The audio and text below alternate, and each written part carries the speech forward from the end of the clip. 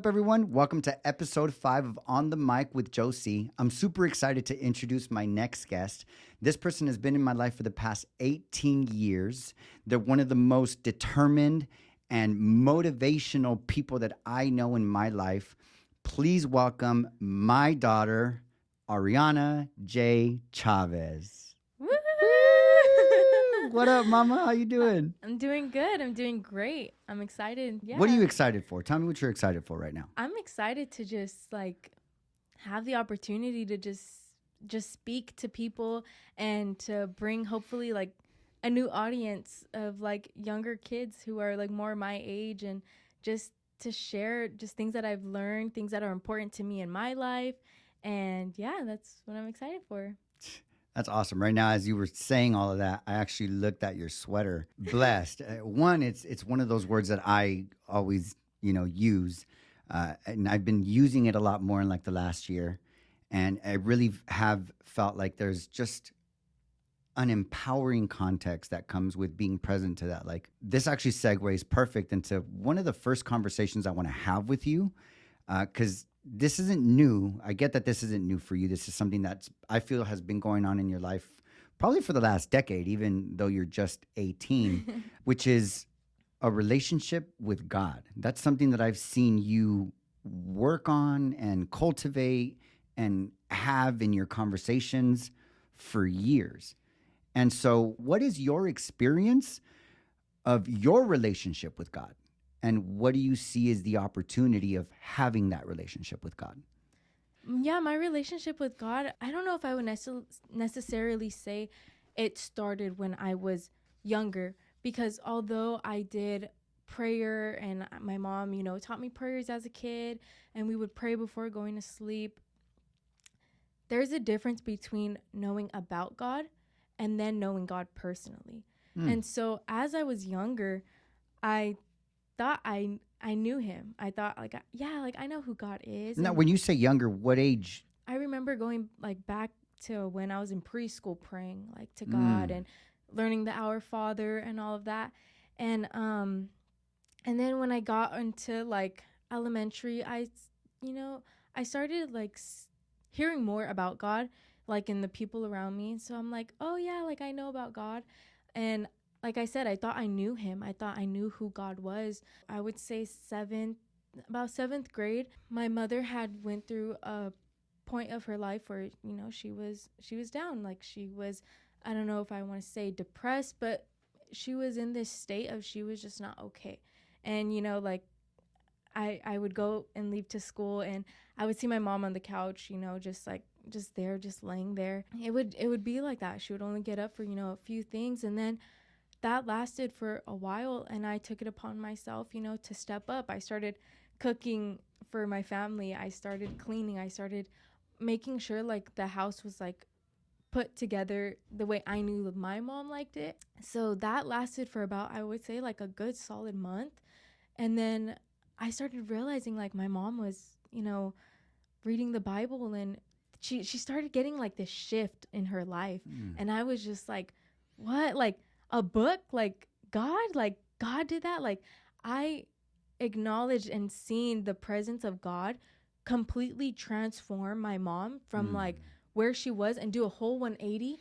And it's that right there, that part of my life and my mom's life, it just it changed the way I viewed God. And I started being man, if God can take my mom out of the pit where she was at, I'm excited to see what he can do in my life.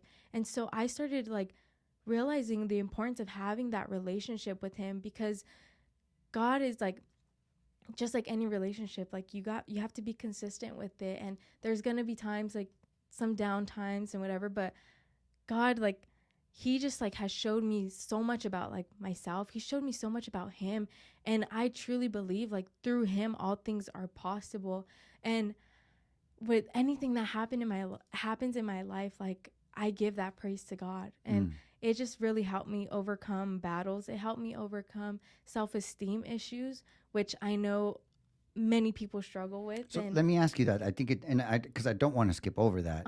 When it comes to self-esteem issues, what did that look like for you?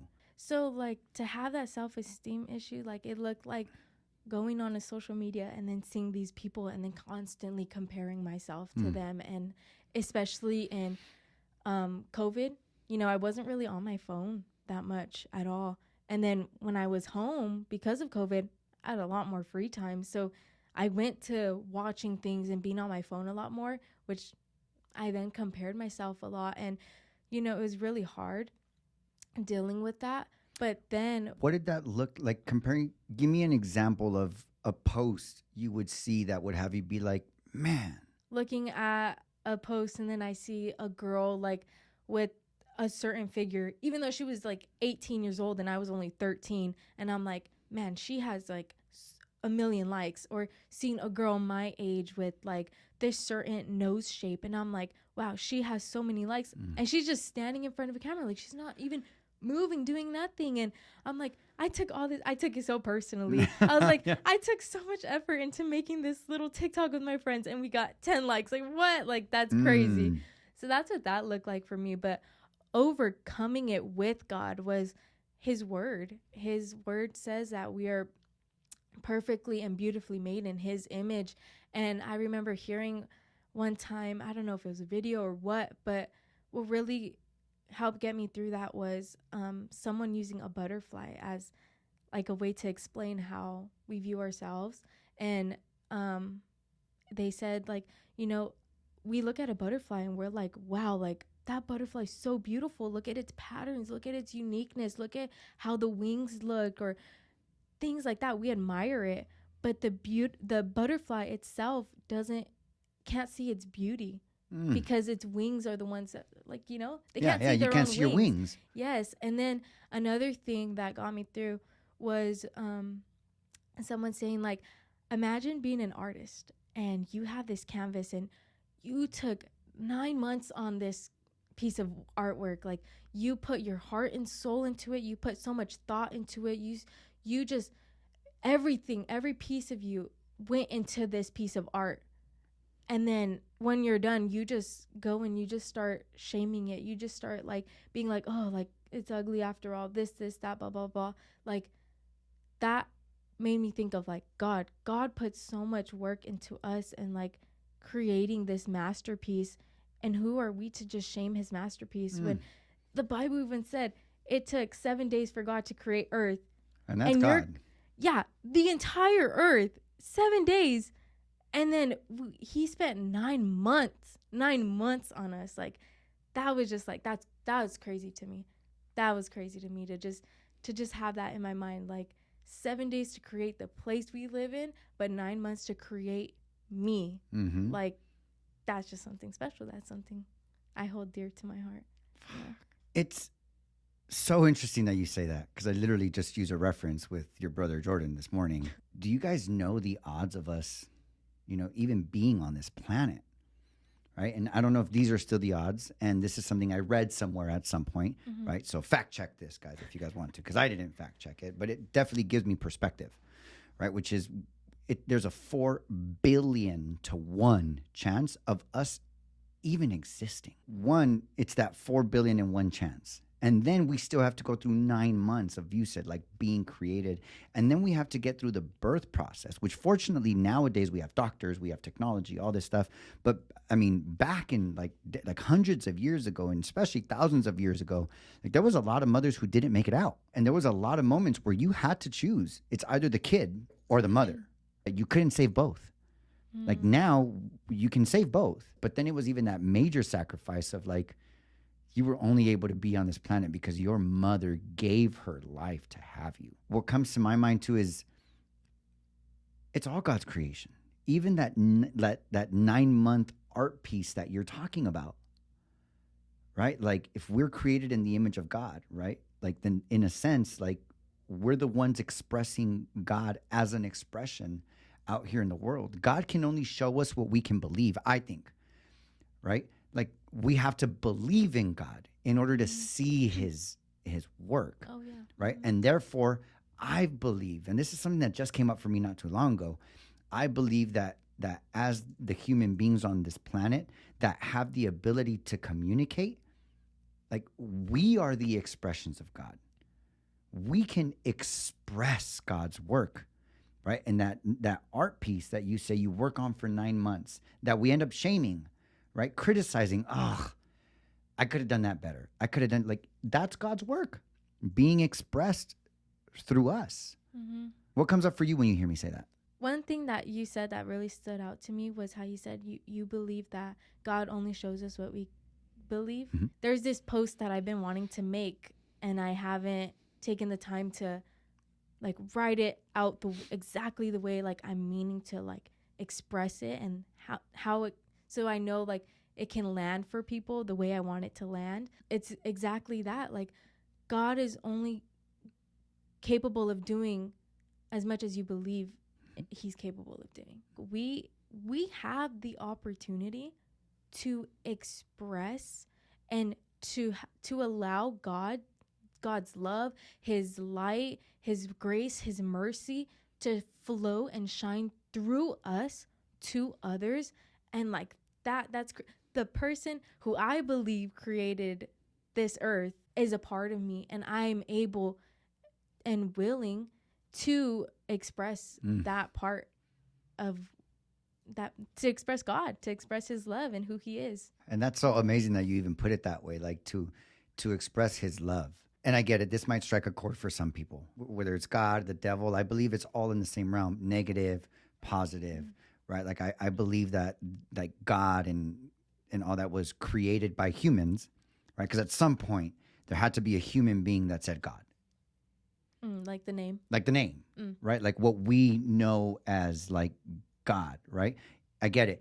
And yes, I get, even if God came and blessed that one human being, right? It was God's work to bless that human being with the expression of the word God and the context of God and the story of God and what we all know God to be now, right? So I get that that's completely possible. And it took a human being at some point in our evolution to create God for everyone else. I do believe that it's all positive and negative, right? Like when you are love, when you are being love, when you are withholding judgment, right?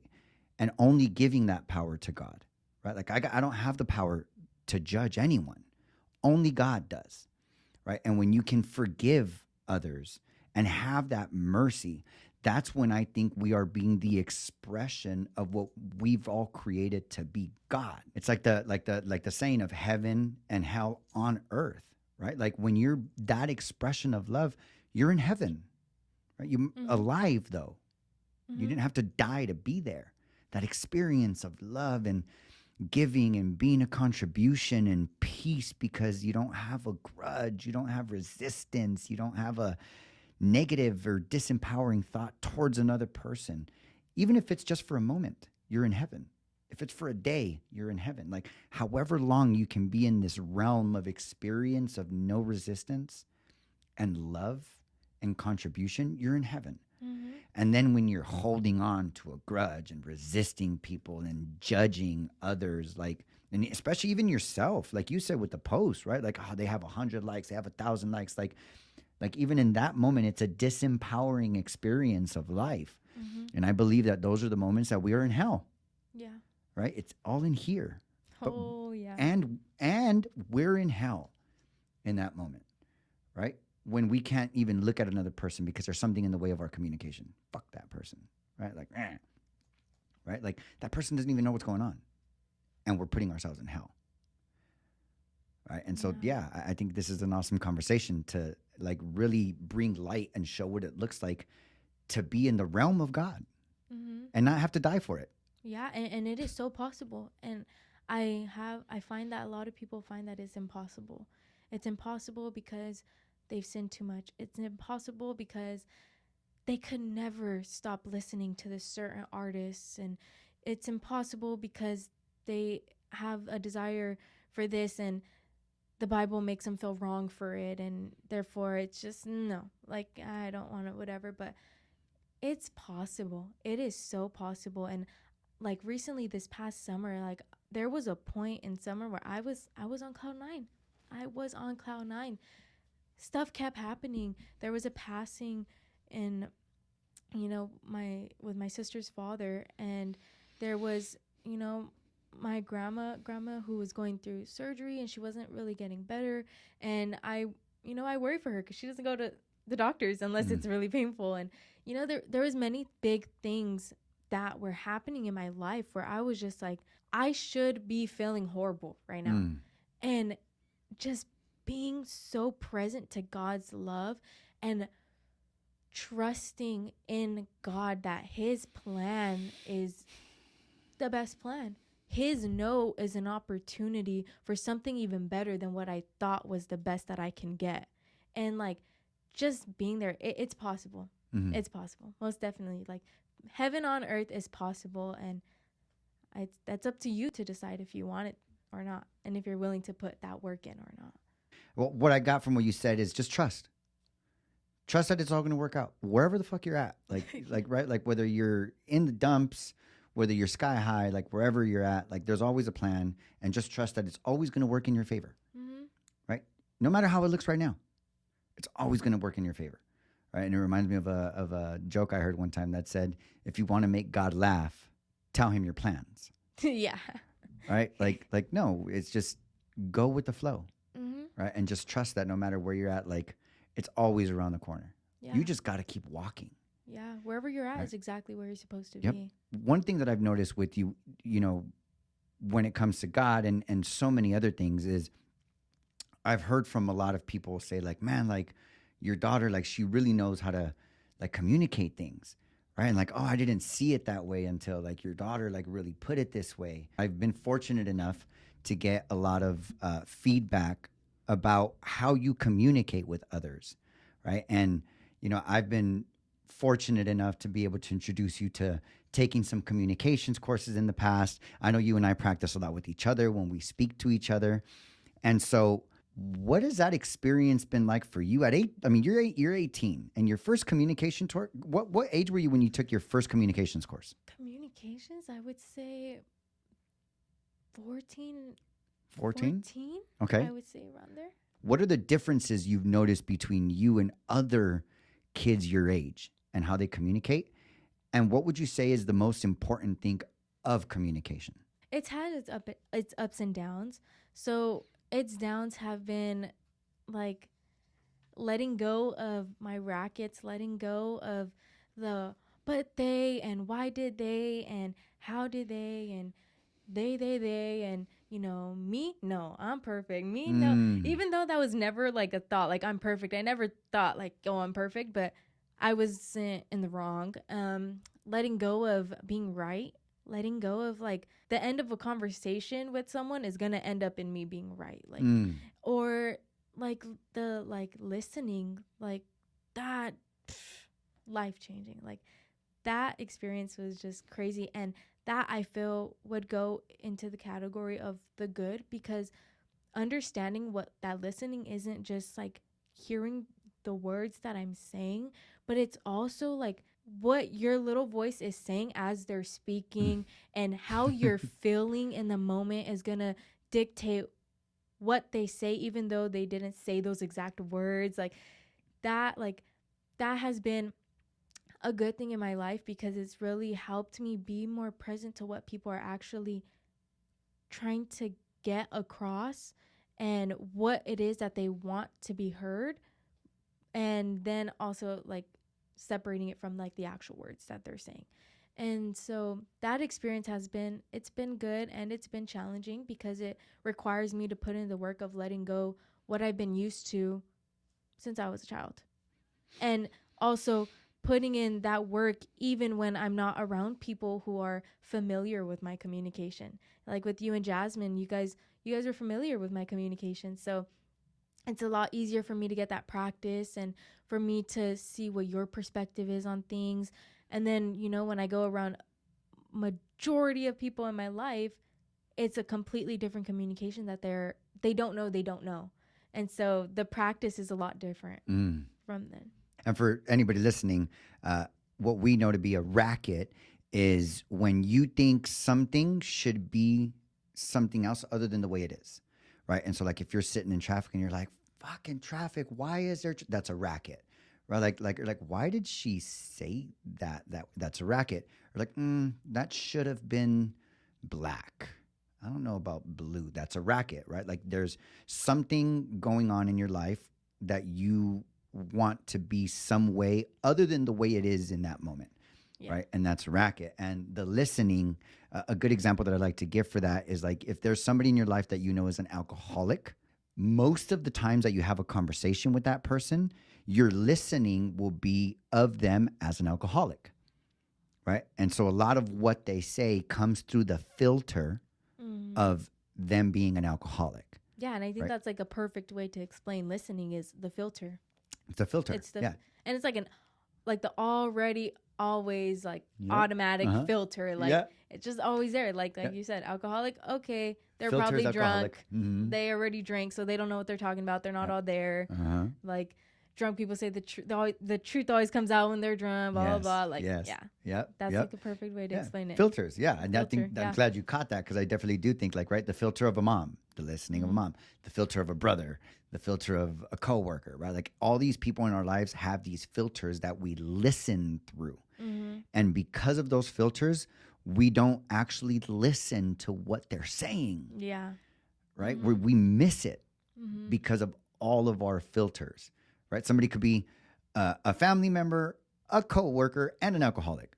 You have all three filters on one person. Oh yeah. Right? And you listen to them through all those filters. And therefore, you don't listen to what's actually coming out of their mouth. I didn't actually start to understand communication in the way you and I are talking about it till I was like 33, right? And so way beyond your years, I'd never had that experience. And so how do you see the kids around you, right? Like the kids your age, right? Like what is your listening and experience of that, like their communications? With kids my age, like I find that a lot of kids are still, which is something that I'm still struggling with, and I probably will until the day I die, like is not taking things personal. And I see a lot of kids like struggling, like to not struggling but taking things personal. Wow, that teacher gave me this grade, but I did this and I did this and I went to all the meetings and I tried, or this person stopped being my friend because she wants to do this, or all these different things. Like I see a lot of like it's personal to me and no accountability. No Wow. accountability whatsoever. And I'm not saying this is every single person my age that I met. Yes. But definitely something that is constantly reoccurring is just no accountability, but continuing to blame others and expecting them to take the accountability when we point that blame at them.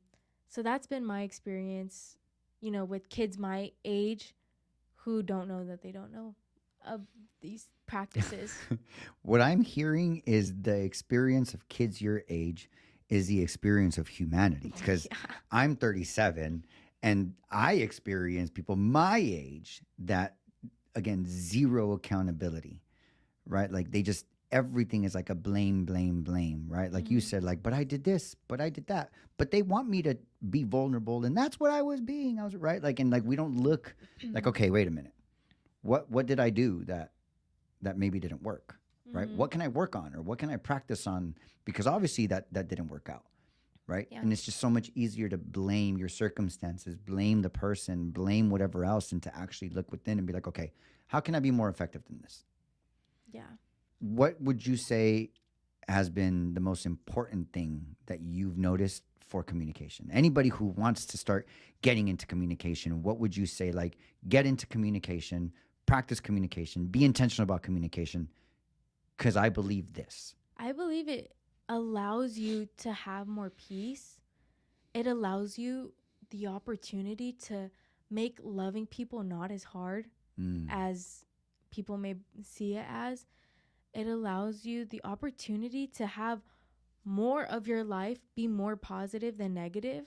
There's just so much opportunity with having these communication skills of understanding that accountability is important. Taking responsibility is important. Being vulnerable isn't a bad thing. It doesn't make you weak. It doesn't whatever. Understanding that those filters are, and when they're present, stop what you're doing, acknowledging that they're there, and then letting it go. Also understanding that like 100% of like our communication, like we're responsible for, and that communication isn't what we're doing now, talking like these vibrations out of our mouth. Like that's not communicating. Like communicating is what you're getting in return. Like again, how you're listening through those filters and like things like that. So I feel like it just all around, it just allows you to just go through life with one less thing off your chest. More freedom, more ease. More freedom. Like all these things that you're carrying in your backpack, whether it be from years ago, whether it be from yesterday, like you are capable and able to release those through communication.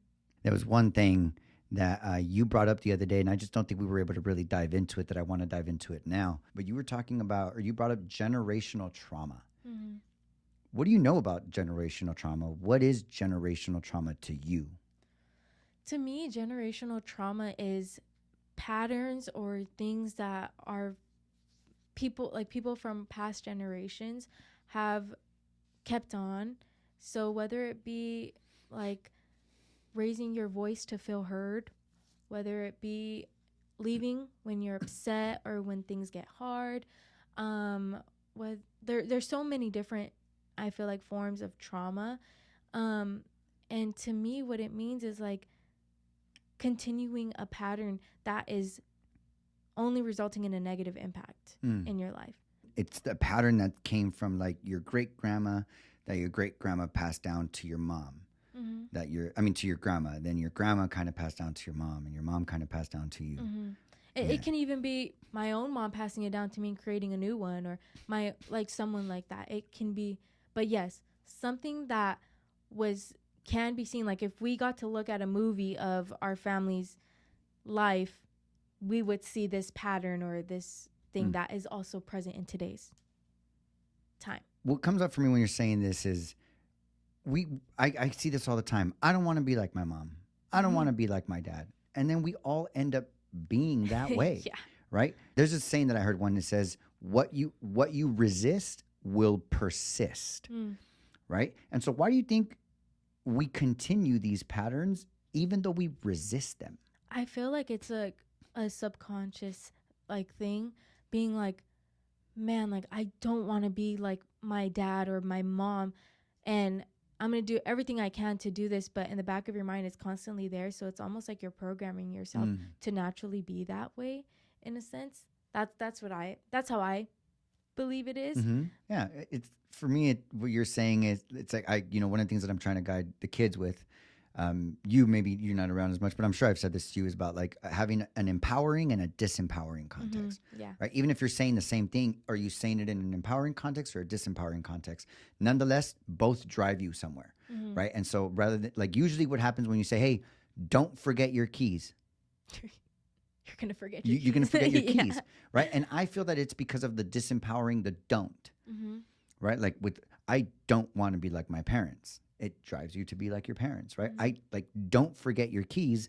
You'll forget your keys, right? And then in an empowering context, it's like, hey, remember to get your keys, right? And I feel like that's now in an empowering context, right? Where now you'll remember to get your keys rather than trying to not forget them, right? And so I think if maybe we just accepted that our parents are the way they are, and it's not bad. Those were the tools they had. Right. And they don't have to be our tools. Right. And I don't have to try to not be like them. I just have to try to be the way I want to be. Right. Yeah. I think that would really make a difference. I mean, what comes up for you when I say that? What comes up for me is like how you said, like, they only teach us with what they were provided with, so someone, who grew up in a household where there was, like I said, yelling to feel understood, yelling when they don't feel heard, or leaving when things get hard, like that comes from watching their mom or their uncle or their grandma or their whatever. It's all that they know. So it's not really our place to condemn them for that and make them feel wronged. But it is now our choice to be like, okay, like, yeah, I like that my mom, I liked growing up and, having a mom who did daily check-ins with me and let me do this. And, I didn't like when they did that. Cool. I don't need to focus on that. Now let me focus on what I do want for either myself or my future family. But yeah, that's what really comes up for me is like, we really have the choice to make life however we want it to be. And like we going back to earlier, like I believe like God's plan is perfect. God's plan is the perfect plan. If he gave us parents that would yell, who gave us parents who maybe didn't respect privacy or whatever it is, like there's a reason for that. God is one of the most intentional, he's not a person, but he's the most intentional being that I know. So he turns, like, I believe God turns what we deem or see as evil into good for his glory and his kingdom. So maybe if it wasn't for, you growing up in a household where yelling was something that was constantly surrounding you, like you wouldn't then later be able to go and testify and make a testimony based on how you grew up in a household where there was yelling and blah, blah, blah. And this is where you grew. With God, this is how you grew. So like I said, like it's the perfect plan. And like generational trauma is something really important to me because I believe it's important to bring awareness to the fact that that is something that is real. And I believe that it is important to understand that generational trauma, it's not something that is easy. It's not something like get over it, like you didn't go through it, or get over it, blah, blah, blah, because it does affect you. It does play some role in your life. And I believe it's important from at my age now, even younger, like to start looking at it, understanding it's not personal to me, understanding that at the end of the day, our parents still love us. Whatever they do comes from love. And you help me see that. And that it's important to acknowledge like, hey, okay, this is here. And now what do I do moving forward with it? And understanding that like it's a perspective thing. It doesn't mean I'm less loved. It doesn't mean God didn't like me because he put me through this and whatever. Because no, what doesn't kill you makes you stronger, right? So yeah, that's my take on generational trauma, and it is something really important to me. And I would love in the future to hopefully guide people through understanding their generational trauma, and if they're willing to break free from it. Well, I mean, you might have an opportunity sooner than you think. At the end of this, we'll mention information for people to email you or get a hold of you. And anybody who wants to, not that she's a professional, but anybody who wants to even just have a conversation about generational trauma, somebody that might be in their teens or even around that same age, around her same age, that might just want to have a conversation with somebody that's your age rather than like a parent or an adult where maybe there's some resistance. I invite you guys to take on the opportunity and reach out to her and just trust me, you guys would probably be doing her more of a favor than she'd be doing you, right? But it's a give and take. It's vice versa. So hopefully you get that opportunity soon because I really do get that being a contribution is probably the biggest gift we can give ourselves. I've always seen it that way, right? Like being a contribution to others is the best gift we can give ourselves, right? And so that leads me into another conversation I want to have with you, which is perspective. You're I'm going to say only because it's half my fucking age, right? You're only 18. What are your thoughts on the context of perspective? Perspective is so powerful and vital to your life being the way your life is. People are so used to hearing, it depends on how you see the glass, half full or half empty. Like that alone to me can change your world, can change the way you view the world, can change a situation, relationships. I'm only 18, but there's been so many couples who have talked to me, older, majority all older than me, and who have come to me with, like my husband did this. And, I've been telling my husband for so long, like, do this, like, I want this. And after 10 years, now they want to do it. now they want to start doing it after I've been telling them, and then they did it for a week and it only lasted a week until now they're back to square one and blah, blah, blah. And then they're like, I just don't get it. I don't get it. And then they expect me to be happy that they're doing it. And I'm not a marriage counselor. I'm not a marriage expert. I'm only 18, you know, but the way I see it is like, yeah, maybe it did take them 10, 15, 20, 30 years to start doing this or to change or to whatever it is that you wanted them to do. And like, you can choose to see it as like, it took them 18 years, it took them 15 years, or it only took them 15 years instead of 30, instead of 40. You know, it's just acknowledging that it's there and then accepting it. Like, just perspective, I feel like it just plays a role into everything. You can choose to see life as an evil place. You can choose to see it as a place where there's so much good. Like, and that will determine how you create your life. And notice, like I said, you, because your life isn't created. Like, God can say, like, here, like, I'm going to give them this. But at the end of the day, it's up to you of how you want to perceive it, how you want to receive it, and what you do with it. Like, there's no puppet, like, strings that we have where, like, someone else is like, grab this, take this as mean, take this as they're being controlling. And that's like another thing. For me, I don't believe that another person can control another person. And I noticed this, like, in a lot of relationships, they're trying to control me. They're trying to tell me this. They're trying to tell blah, blah, blah, blah. And for me, what's come up for me is like, nobody can control us. Like, at the end of the day, it's still us making that decision to be like, oh, he didn't want me wearing this certain outfit, so I'm choosing to not wear this certain outfit to avoid conflict, to avoid us arguing, to avoid maybe the dinner that we're about to go out to being not the best or whatever. At the end of the day, like, that's still our choice. And so, like, there's so many things, like, I can go off about perspective. And, like, I'm very passionate about perspective. But bottom line is, perspective is powerful, and it really does change and dictate the course of your life and how you create it. Wow, this is great. Like, one of the conversations that I've been playing with lately, and it triggered it, not triggered it, but it came up for me when you were saying how it's like, man, but it took him 18 years to get here, right?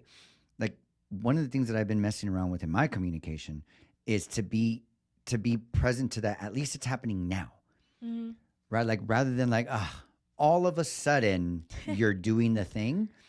I've been practicing to switch it instead of like all of a sudden now you want to do it, to like, yes, finally you're doing it. Yes. Right? Like, it doesn't fucking matter how long it took you. I'm just so happy that it's happening now. And so many of us focus on the past that we miss what's happening now. Right? Like, wow, like, this person finally did this one special thing you've been waiting for, and you don't even appreciate or acknowledge it because you're so caught up in thinking of it took them this long. And then all of a sudden, and then you're like, they're like, oh, so you're back to being squirrel.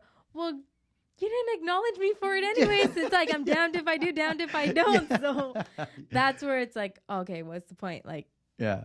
But yeah, just, yeah, like, wow. Oh, man. Well, thank you for that conversation, too. So far, it's been like one after the other with you. And I mean, I've been excited to have any of these conversations with you. And I'm just glad we get to actually record them. Yes, because now. I feel like these conversations are conversations we have camera, no camera, mic, no mic. Like, yeah, you and I are always going at it. It's like, there's always like, we get deep and meaningful, I feel like, with our conversations. And that's what I really enjoy about our conversations. And like you said, it's exciting. It's different for it to be recording, but nonetheless, it will be the same if this was on. Oh, yeah. Here. Whether the camera was on or off, you and I would still be having this conversation. Yeah. One thing that I want to get, and this might be a little bit, I don't want to say off topic, because whatever it is, we don't even have a topic. But this has been something that I've been curious about, that So it's been 2 years now that you've been part of student board, right? For your high school. Yes. It's South Hills High School? Yes. Covina or West Covina? Covina Valley District, but it technically is located in West Covina. Okay, so you've been part of the student board for 2 years now. What is student board? So student board is where they pick one student from each high school in the Covina Valley Unified School District, and you represent your high school, as well as the middle schools and elementaries that. So there's usually there's an elementary who majority of those kids, they go to this middle school, and the majority of this middle school goes to that high school. That high school. So you're technically representing those schools, mainly your high school. And what it is you're just a voice for students. You take on the role and the opportunity to voice students. And so this involves going to an agenda review the Thursday before our school board meeting, and we just go over everything that we're talking about, and I meet one-on-one with the superintendent and the other school board members, and we discuss what's on the agenda for the meeting, what plans they have, and we get an opportunity to express to our superintendent hey, which is an adult. Yeah, she's an adult. She's the head of the district. The district. Yes. Okay. So what I'm getting is that a majority of these people that are in the meeting, other than the other students that are also student board, these are adults you guys are talking to. Oh, yeah. The adults that make the decisions for the school district. Yes. Okay. These are the adults that they decide what goes on and how it goes on, everything. So we get to take, feedback. So me personally, I created, what is it called? A Google form in which it's always open to students. And I created questions what do you see is working well at South Hills? And is there, if they had an opportunity to speak to the board members, what would they say? And what changes would they like to see at South Hills? And just any comments, whatever.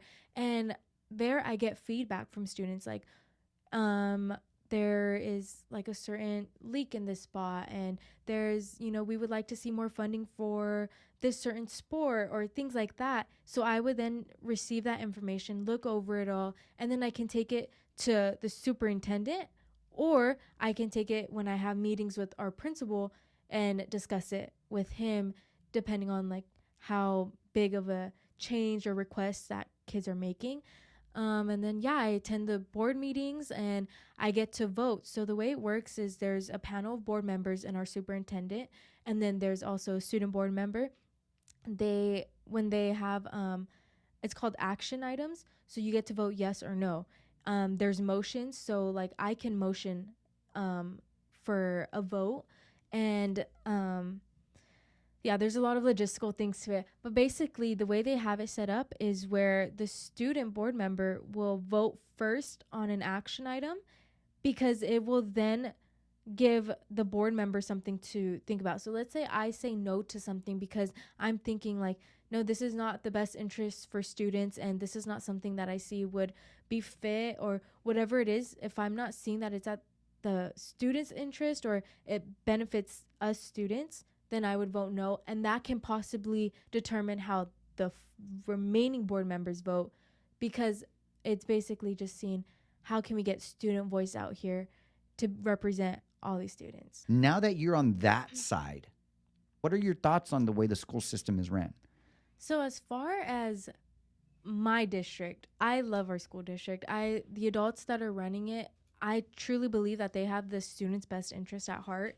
Any requests that I have made in the meetings, there's phone calls being made. There's notes being taken down. There's action that is being taken to meet these requests, or, to follow up with, to seeing if things that we would like to see at our school is possible.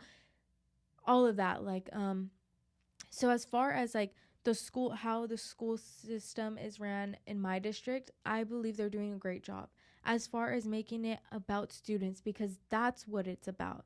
As far as the school system as a whole, for the US, that's kind of where I'm a little bit not like On board? not on board Okay. with. Why? Me personally, and this is me, I learn best when I'm doing things that I want to do. I feel like school systems shouldn't focus on making sure we have A through G requirements. We're learning US history, we have, science, we have biology, we have chem, all these certain things that they make us do, or else we won't graduate, or else we're not eligible for a really good university. And instead of that, they should focus on, okay, what is it that you're interested in, and how can we start building around that?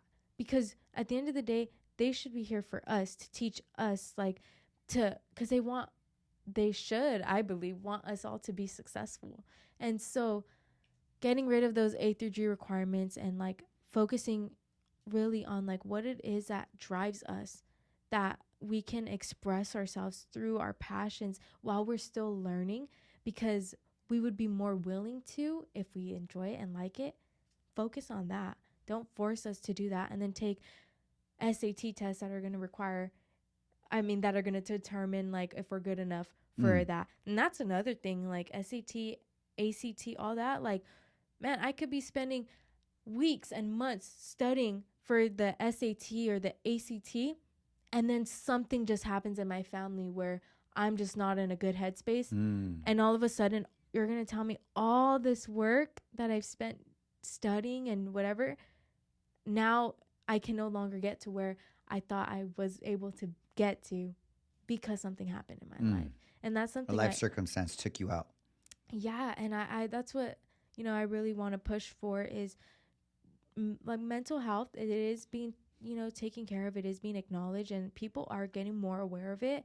And I just feel like it would be if we can come up with a way for students or the school system to change for when life throws curveballs at us. Because I feel like people, adults and maybe even teachers, I believe, or I create them to look at us as we don't work. We don't have a family. We don't have bills to pay. We don't have whatever. Oh yeah, you have a job, but it's a few hours, as if our life solely revolves around school. And that alone isn't a lot. It's just school. You just go for 8 hours and you get a lunch, you blah blah blah blah, but they don't take into account that this, I heard one from a poem. It's many people don't realize that, or it was you give us homework but don't realize that home is work. And I was that's true. There's many kids who have to go home and watch their little brothers, watch their little sisters. Many kids have to go home to, trying to get a place to study quietly, do their work without an interruption from their parents, without an interruption from anybody.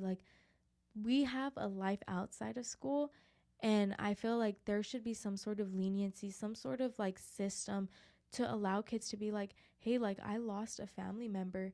This is hurting me. I cannot focus on your work right now. Your work is not my priority. My family is. My health is. My life outside of here is my priority right now. Help me work around it.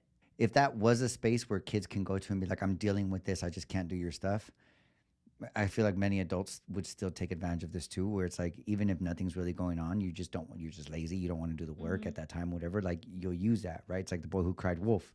At some point it's too many people cry wolf, we just got to stick to this system, right? Yeah. I get that it's gonna suck for the people who don't cry wolf, but at the end of the day, there's more people who cry wolf than not. That is something that I've thought about, is kids taking advantage of that. That's why I would love to take the time to just really come up with some sort of way, come up with some, maybe it's you can only have 3 passes for that. Got it. Yeah. Maybe there's some sort of whatever, because that is something I took into consideration. But I do see that side of it is kids taking advantage of it. Yeah. Yeah, I mean, and that's what I see too, with a lot of things. Even like I said, whether it's kids or adults, I think a lot of times these systems are put in place because of experiences that have happened in the past, and even what you're saying about the students, everybody's unique. like I could just imagine the headache it would be for school systems to try to cater to each student's loves and passions and wants. It would be really difficult to cater to each individual student. And when it comes to signing up for classes, yeah, we get to choose, but it's like they're still making that decision for us in the sense that it's like, okay, you need science, but like you get to choose what science you want, but we're still making it mandatory in order for you to graduate. Got like it. you have to do chem.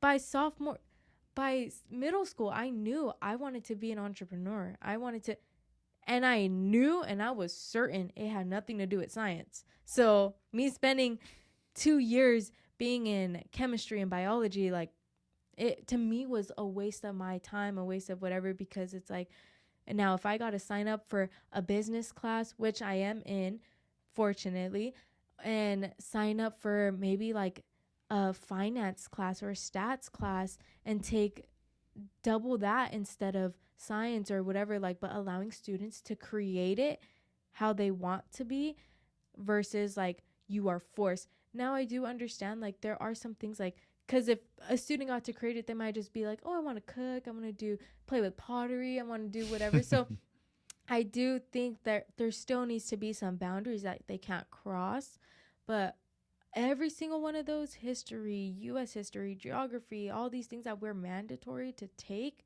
I don't believe it should be that much. One of the things that I've admired about you, that I feel like you're an opportunity magnet, right? That like any opportunity that comes your way, you're just like, bam, like let's go, right? Whether it's student board when you were younger, whether it was sports. I don't know, maybe you can share with us a few of the opportunities that you've taken advantage of throughout your time in high school. And what I would really want you to share is, what has your experience been of taking on those opportunities? And what would you say to anybody that maybe might either be about to enter high school or just entered high school or even is in high school right now, of why they should take on more opportunities? From high school, I have been a part of the student board. This is my second year. I have been in the Young Legislators program, which is funded and ran by Senator Rubio as well as Assemblywoman Rubio. I just recently got into this program called League of Innovative Students, and I am the CEO for our business class, and which means that I run the class. There's a teacher present, but I'm the one running the class, checking in with the departments. I'm, doing business plans and presentations in front of judges.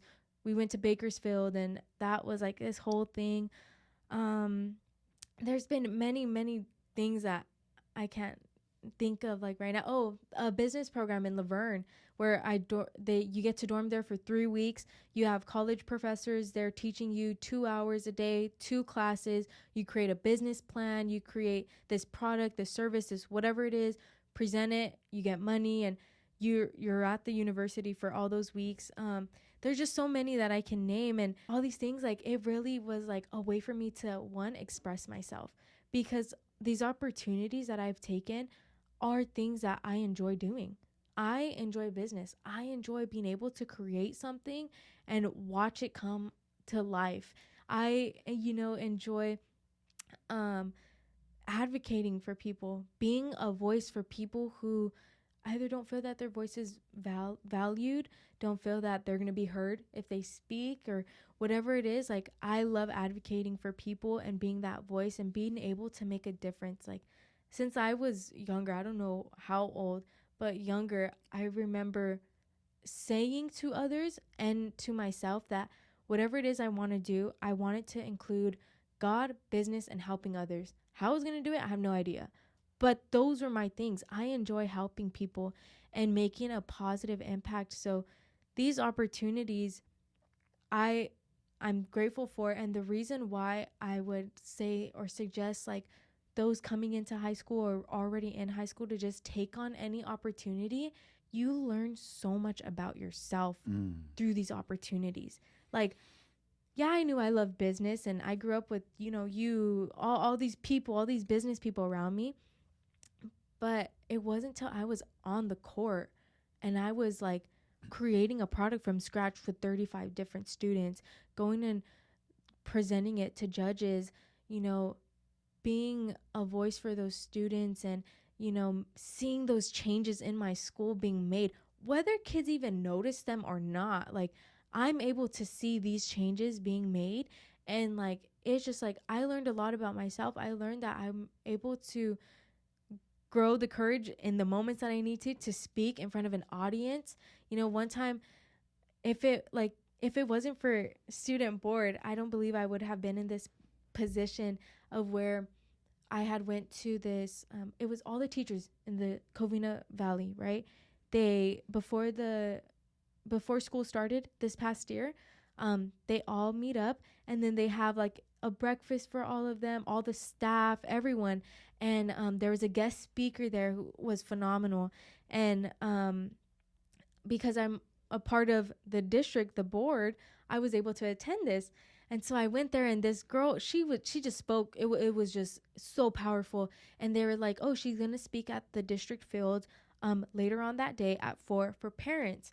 And so parents, I was like, you know what, Mom, like, let's go. Like, you will love her. Like, it was just so powerful. Like, let's go. And at that meeting, at the end of it, I I raised my hand because she's like, is there anyone who has like something to say, right? And I raised my hand. She called me up there. And I remember thinking, like, I was like shocked that she called me up there, because she wasn't calling no one else to go up in front of everyone. So she's like, come on, Mija, come up here, come here. She passes me the mic, and I ask everyone, I said, you know, I just feel this really heavy on my heart to pray.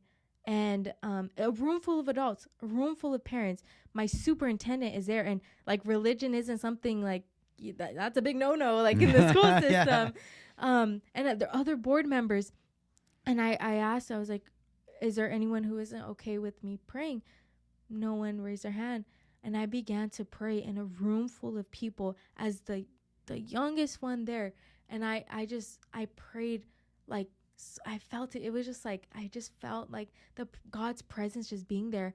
And yeah, I prayed over my superintendent, over the board members, over random strangers, like, and it was through being a student board member, through an opportunity I took, it led up to me being able to hopefully make an impact in people's lives there. And so, moral of the story, if you see an opportunity, go for it. If there's something that you feel is blocking you, like, if it is meant to be, it will be. And God will provide a way for it to happen. And, you know, you may not have it all figured out, like, then, but you will figure it out. If it was meant for you, you will figure it out. And you are capable of doing so much more than you think that you can. And so if you put your mind to it, like, really, like, I'm speaking like directly to kids who feel like maybe they're not enough, maybe they're not worthy, maybe they're not the one, maybe they're not capable. But as long as you're willing, you will go a lot further than you thought that you can. So if you see an opportunity, go for it. And if you don't get that opportunity, let's say you don't get accepted into your dream college or whatever, that's because there's something greater for you than what you thought was the best plan possible. So see an opportunity, go for it. That's what I gotta say. Thank you so much for sitting with me and having these amazing conversations. Whatever happens once we put it out into the universe happens. Mm-hmm. I'm just glad that all the value that I wanted to get out of this with you is already been gotten. And so the way I see it, you and I have already won. Yeah. Right? We've already won. Yeah, we did. Anything that comes out of this moving forward is just extra. Mm-hmm. Right? And that's really the way that I like to look at this podcast. I feel like the moment I finish recording any episode, I've already won. Right? Whatever happens afterwards, whatever comments, whatever value people create for themselves, whatever it does. Mm-hmm. And that's just extra. Mm-hmm. Right? And so thank you so much for having this moment, with me. And then also for anybody listening that might want to get in communication with you, that might want to reach out to you, follow you on your social media pages. shoot you an email, something. If you could just, for anybody listening that might want to take advantage of that opportunity, kind of give them your social media or any form or any way that they can actually get in communication with you, that would be great.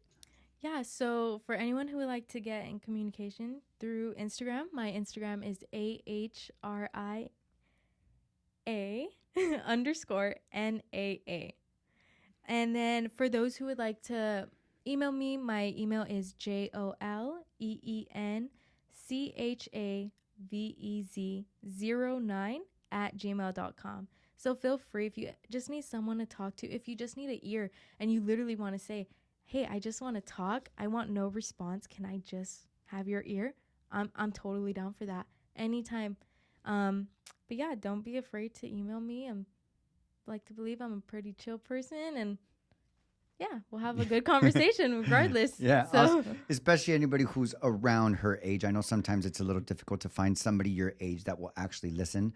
I really invite you guys to take advantage of the opportunity. I mean, even as an adult, I get a lot of insights from her. And I also go to her whenever I want to have certain conversations with somebody, or maybe have the opportunity to see something that I know I'm blind to. Like, I know I'm blind to something here, and she's one of the people that I know I can go to. Unfortunately, I'm so blessed. I have quite a few people in my life that I know I can go to, that I can have them be straight with me and allow me to see my blind spots. So yeah, again, especially if you're a teenager, take advantage of the opportunity, reach out to her. I'm curious to see what kind of response you get and how you're able to be a contribution, which is, I think, what we're all here for. yes, Right, to be a contribution. absolutely. And again, I would like to emphasize, when you are a contribution to others, it is the best gift you can give yourself. Absolutely. Right. And so thank you so much for this. Right before we send each other off, I'd just like to give a shout out to the one and only sponsor that we have, which is the original Clip Joint Barbershop. There, we have two locations, one in the city of Covina and another one in the city of San Dimas. We do appointments at no extra cost to you. You could just go to ogclipjoint.com and you could book your appointment online at no extra cost, or you could just go on Google Maps, search up whichever shop you want to go to, give us a call. Jasmine would be more than happy to help you out at the San Dimas location. I will be more than happy to help you out at the Covina location. Either way, you will always have some person to speak to when making an appointment. And so thank you too much for the original Clip Joint for sponsoring this show. And my life. And my life, right? It's sponsoring my life too, right? And so again, big shout out to the original Clip Joint Barbershop. If you need a haircut and you're in the SGV area, be sure to hit us up. Other than that, Mama, thank you so much. Thank you so This much. was awesome. All right. This was awesome. For everybody listening, stay blessed. Smile every chance you get. Tune in, and I love y'all. Peace. Peace. Let's God bless go. everyone. There you go, baby.